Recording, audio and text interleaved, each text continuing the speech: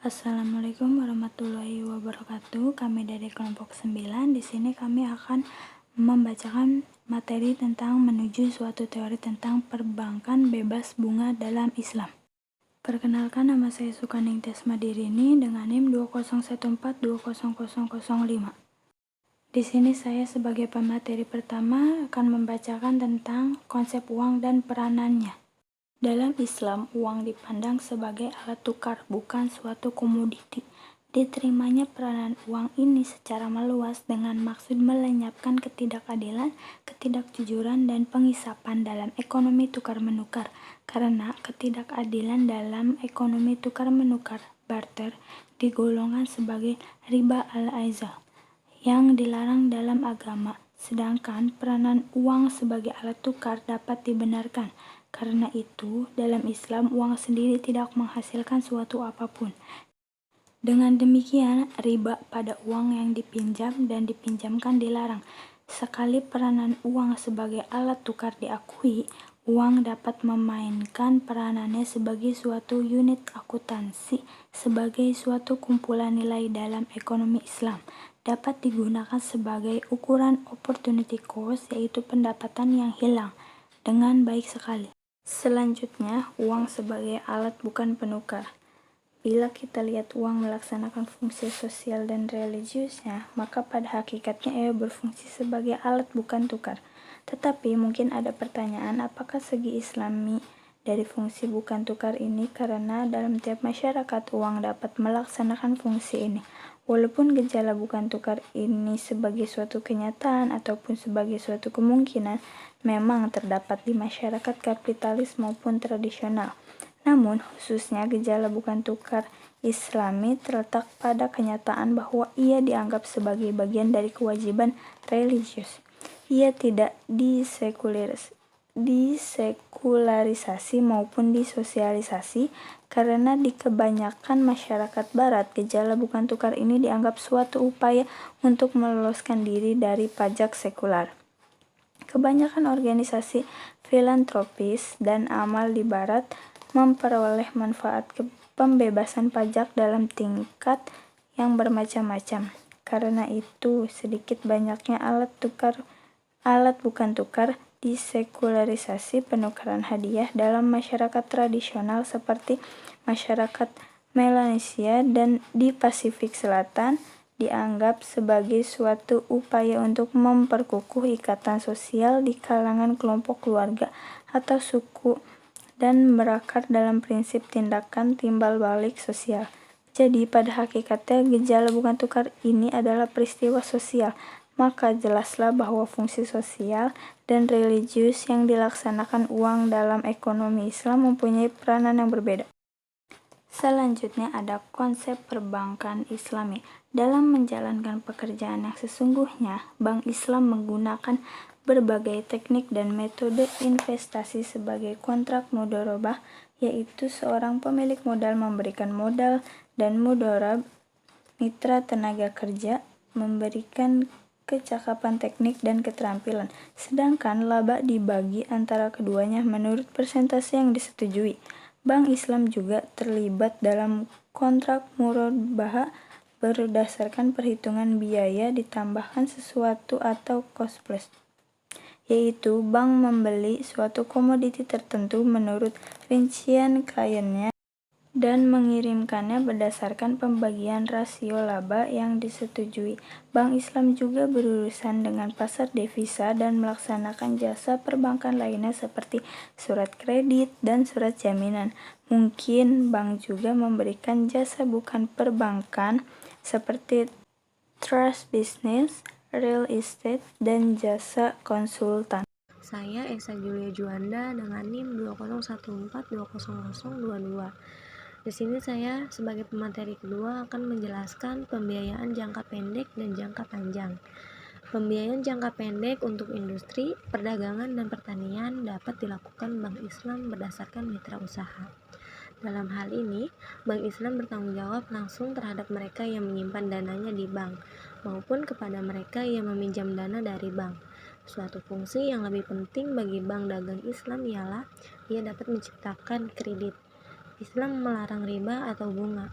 Ini tidak berarti bahwa Islam tidak memperkenankan pembiayaan dagang atau industri dengan kredit. Walaupun bank berkecenderungan untuk meluaskan kredit, jauh melampaui batas cadangan mereka pada masa makmur dan sebaliknya. Namun, kontrak manajemen perusahaan yang diperkenankan dengan kode Islami akan sanggup mencegah faktor yang menggoncang stabilitas ekonomi dan yang mengakibatkan krisis ekonomi.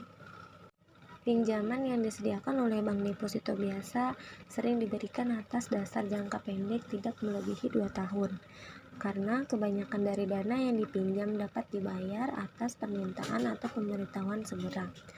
Mereka tidak berani mengadakan pinjaman investasi jangka panjang. Jenis bank ini mempunyai masalah likuiditas khusus yang menentukan pilihan investasinya. Jadi, janganlah memilih aset semata-mata menurut prinsip profitabilitas dan keamanan.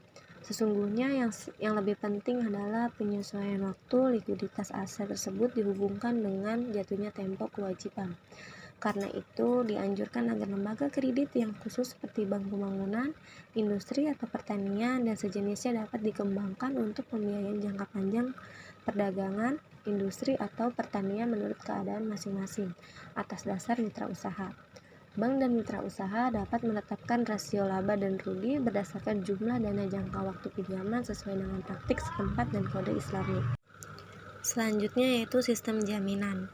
Mungkin suatu bank Islam dapat merencanakan suatu sistem jaminan pinjaman untuk industri, modal kerja atau perlengkapan. Jaminan ini dapat mendorong masuknya modal pribadi ke negara Islam. Karena sejak dulu arus modal di negara swasta di negara Islam dalam hubungan dengan kecenderungan terhadap bantuan luar selalu tidak memadai. Jaminan bank dapat membantu para pengusaha industri ukuran kecil untuk memperoleh alat dan perlengkapan.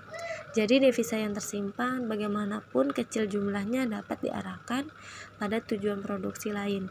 Hanya dalam pengembangan industri ukuran kecil, prakarsa dan perusahaan pribadi mungkin ia memperoleh kesempatan penuh untuk berkembang.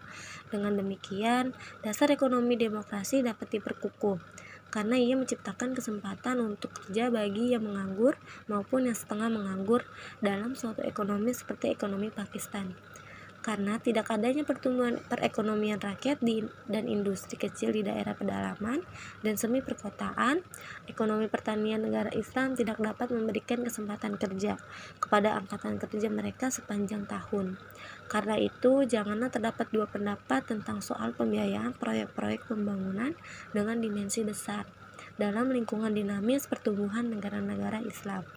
Mengenai soal cara dari sarana, kini adalah soal detail dan dapat diselidiki mengingat keadaan yang cepat berubah.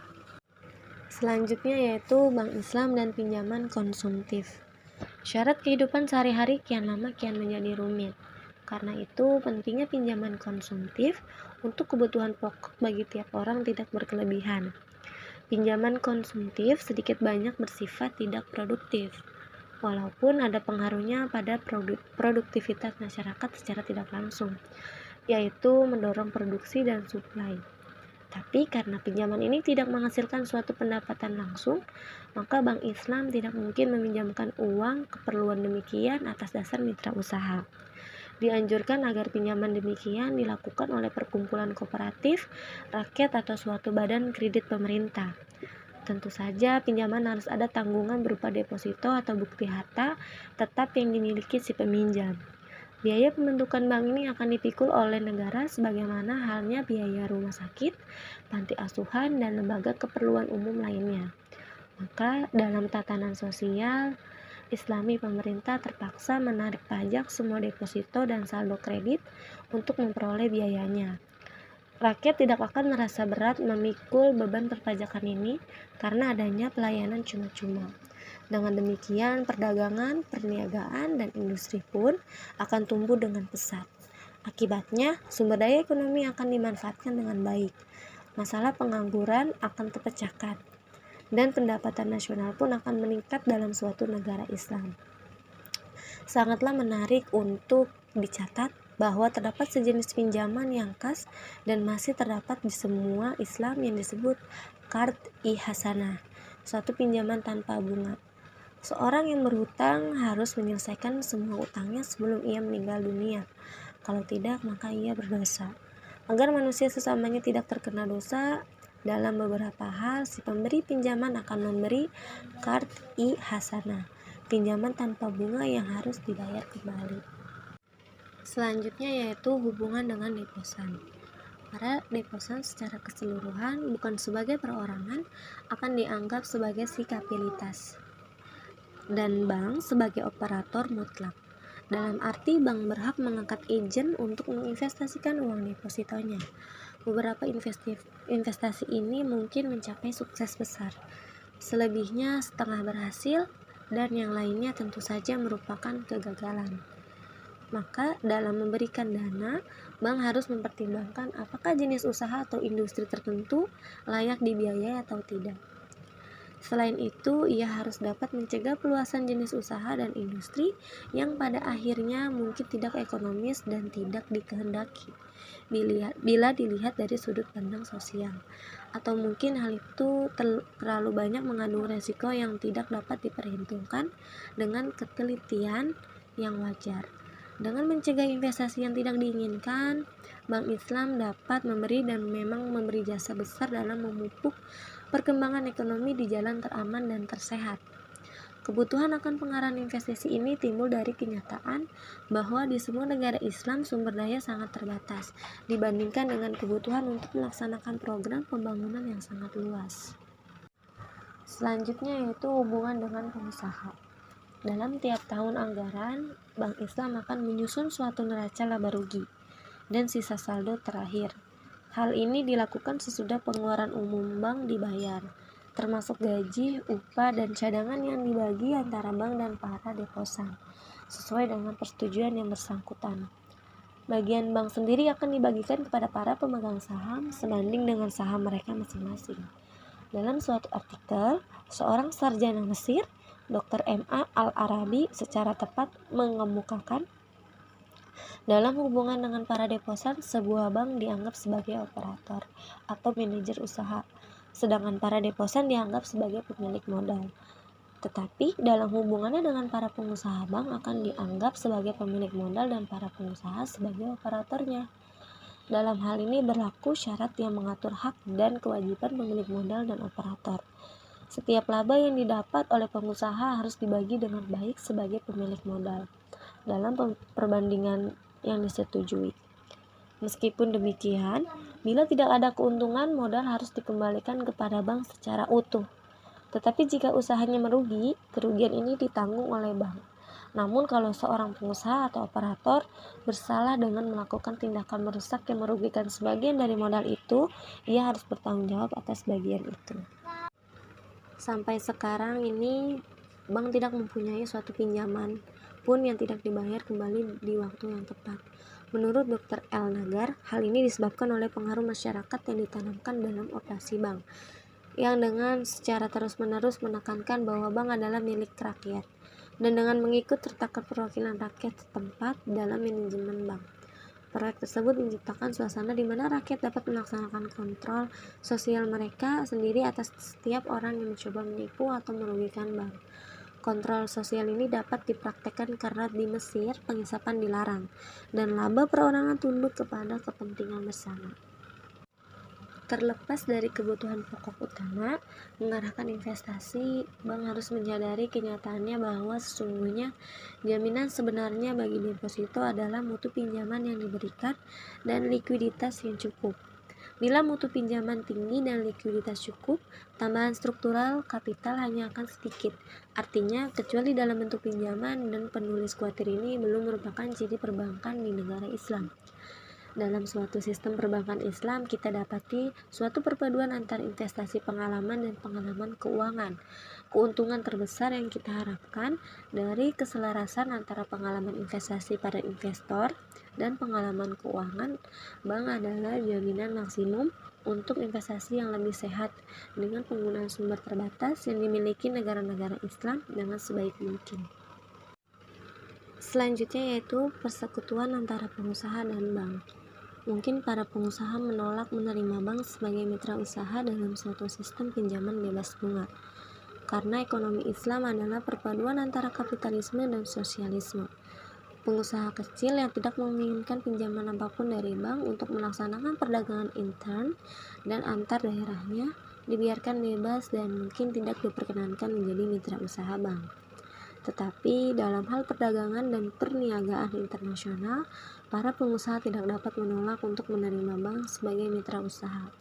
Hal ini disebabkan perencanaan ekonomi yang meluas untuk memanfaatkan sumber daya ekonomi diperkenankan dalam sosialisme Islam, dan seluruh kebijakan perdagangan yang mempengaruhi ekspor maupun impor akan ditentukan dan dikendalikan oleh negara. Dengan rencana Islam tentang masyarakat ini, maka tidak banyak kesempatan bagi trinitas kapitalis, kekuasaan konsumen, kezoliman, sistem harga, dan pencarian laba yang sangat banyak. Dalam hal ini, biasanya para arsitek ekonomi akan menetapkan digunakan untuk apakah sumber daya yang terbatas. Karena hal itu, sedikit banyaknya dapat merusak kekuasaan para konsumen. Maka soal penanaman uang dalam suatu perusahaan saham bersama secara langsung sama sekali tidak akan timbul, selain mendepositokan uang dalam bank. Perekonomian Islam adalah pengganti yang baik untuk alokasi sumber daya ekonomi itu. Dalam suatu sistem kapitalis, hal ini ditentukan oleh harga dan pendapatan, dan berhubungan sebaliknya dengan kekuasaan para konsumen dan keputusan yang dibuat oleh banyak pengusaha yang bertanggung jawab untuk terjadinya kelebihan atau kekurangan produksi. Dalam keadaan ini, para pengusaha akan tergoda untuk bekerja sama dengan bank untuk mendapatkan pelayanan perbankan secara cuma-cuma dan memetik manfaat dari pandangan perusahaan yang jeli dan pengalaman keuangan bank. Jadi kemungkinan dijalankannya suatu persekutuan antara para pengusaha dan bank tidak diragukan lagi. Rencana perbankan bebas bunga bertujuan untuk membuat perusahaan besar dalam sikap pokok desa di tengah delta Nil terhadap tabungan dan investasi. Alat perubahannya adalah sebuah proyek bank tabungan yang terampil dan bertujuan memulai industrialisasi desa tanpa campur tangan negara.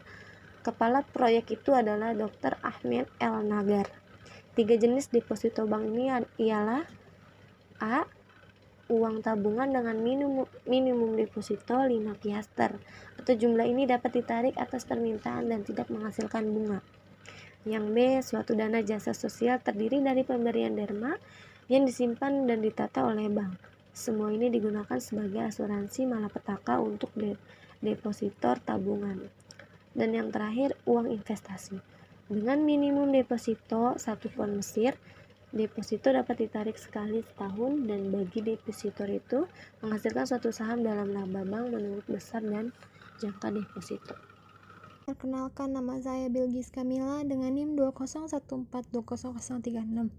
Saya sebagai pemateri ketiga akan menjelaskan beberapa materi berikut. Yang pertama, keunggulan konsep mengenai perbankan Islam. Nyatanya, bank ekonomi kapitalis mendorong investasi yang tidak sehat ketika harga meningkat dengan tiba-tiba, dan investasi yang tidak sehat ini dapat menyebabkan depresi. Akibatnya, depresi ini akan menjadi kronis, tapi bank di suatu negara Islam yang menjadi mitra usaha dalam industri tidak akan pernah mendorong investasi tidak sehat. Dengan demikian, kemungkinan depresi dalam suatu sistem Islami lebih sedikit. Bila depresi terjadi karena suatu sebab lain, bank Islam berada dalam kedudukan yang lebih baik dalam menghadapi keadaan itu daripada bank kapitalis. Karena suku bunga tetap yang memperlambat pemulihan depresi tidak dapat melaksanakan pengaruh zalimnya selama depresi. Pendapat yang sama dinyatakan oleh Dr. Quraisy dalam bukunya yaitu Islam and the Theory of Interest.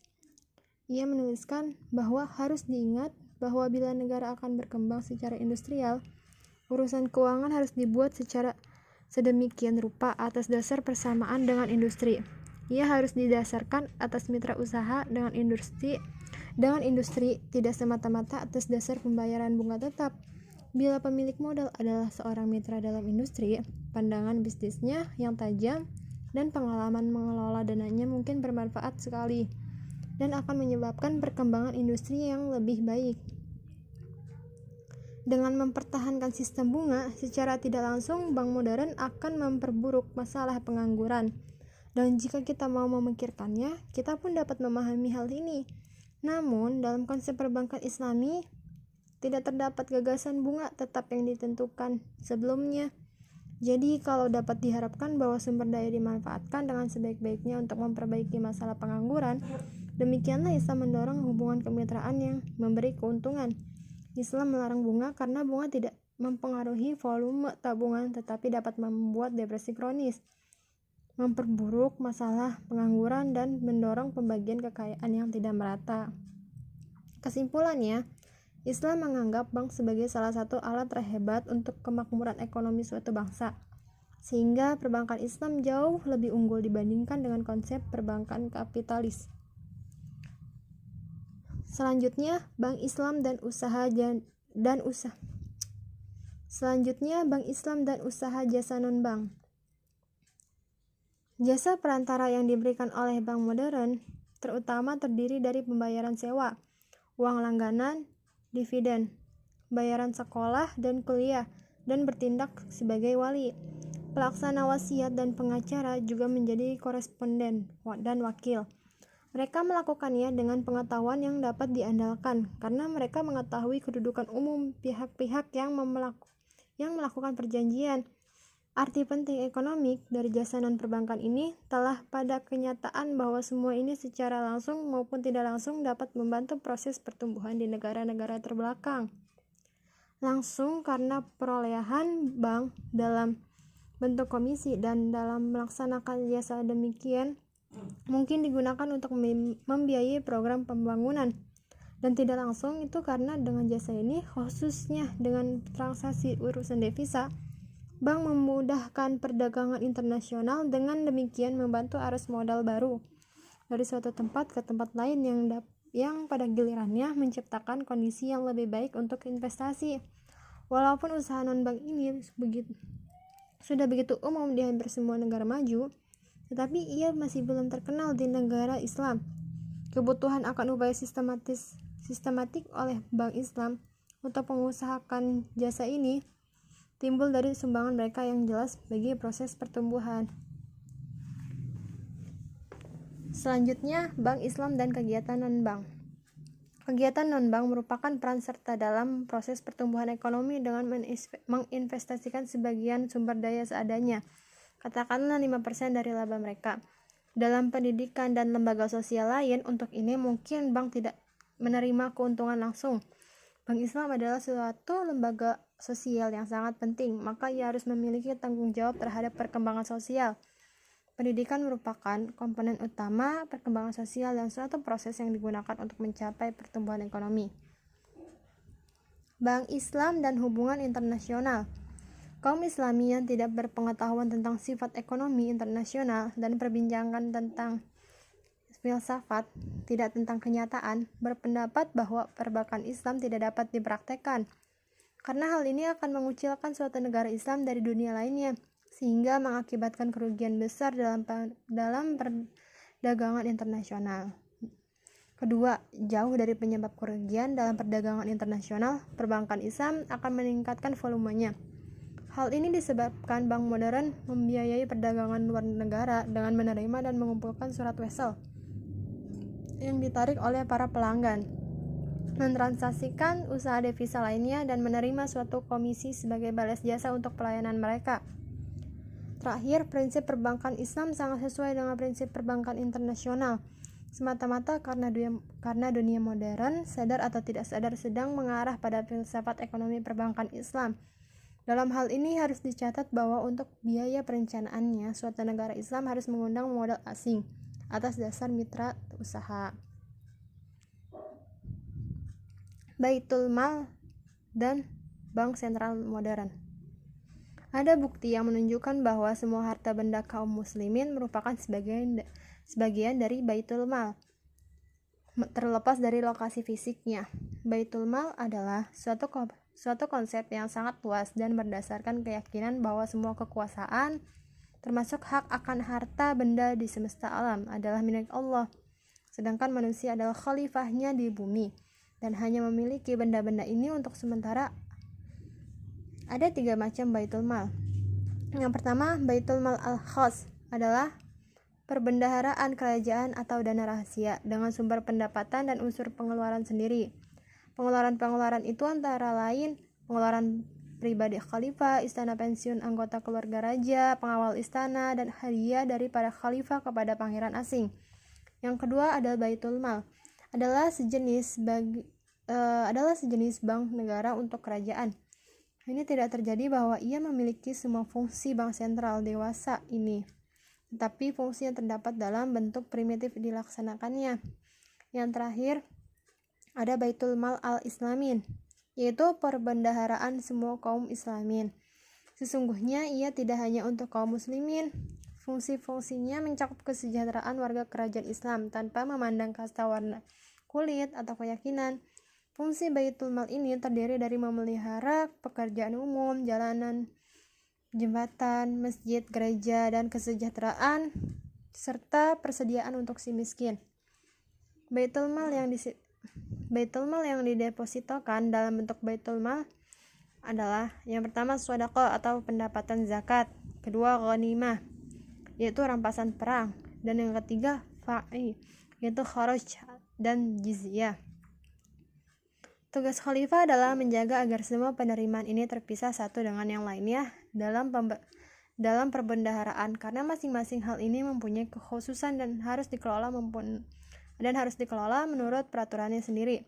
Seperti yang telah kita ketahui, Baitul Mal merupakan bank sentral, yang dimana sistem perbankan sentral dengan suatu rencana Islam tentang masyarakat akan menjadi lebih sederhana dan lebih mudah daripada selama ini, karena bank sentral Islam tidak perlu memberi terlalu banyak tekanan pada kontrol kredit dengan menaikkan atau menurunkan suku bunga, ikut serta dalam operasi-operasi pasar terbuka, dan mengubah-ubah rasio cadangan bank-bank anggota, sehingga bank sentral adalah pemegang terakhir cadangan sistem perbankan dan dengan menjual kembali surat wesel yang prima, bank manapun dapat menarik ini tidak hanya bertindak sebagai bankir, tapi juga sebagai pengawas kredit dan mata uang.